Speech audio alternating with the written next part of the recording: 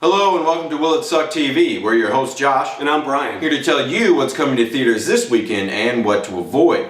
And this week, avoid might be an understatement.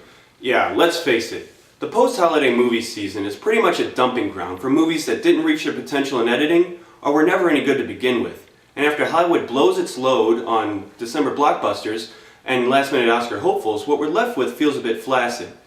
The perfect breeding ground for, let's say, the next Nicolas Cage film? In just our luck, that's exactly what we get. Season of the Witch opens up the new year with a whimper and a groan. Like a cross between Lord of the Rings and Face Off, Cage plays a 14th century knight in charge of saving a witch from the gallows and saving the world from evil. Which doesn't sound too bad if you've never seen a Nicolas Cage movie before. Possibly one of the most polarizing actors in the business, Cage really isn't that bad when you put him in a movie that's all bang bang shoot 'em up. But here he doesn't even try a British accent, and instead dons a very unconvincing wig and does his usual Nicolas Cage voice when delivering all of his lines. The man should have learned his lesson to stay out of the Wizards and Warriors game when his last film, The Sorcerer's Apprentice, tanked at the box office. But when you're that deep in debt, anything that comes along probably looks like it has a magic touch. They dumped this in the toxic breeding grounds of the January movie season, but what they should have done is burn this witch at the stake. The next film that the studios are begging us to sit through is Country Strong, the story of a wild cowboy singer fresh out of rehab who has to prove himself. Herself. Herself? Oh, wait. Is this that Gwyneth Paltrow movie where she impersonates Jeff Bridges' Oscar-winning performance in Crazy Heart?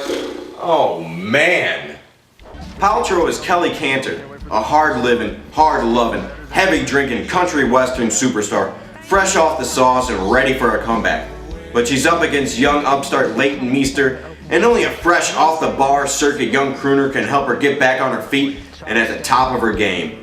Looking like an old and haggard Taylor Swift, Paltrow gives a less than convincing performance as a trying-to-be sober singer, and the cliches begin to pile up higher than a 10-gallon hat.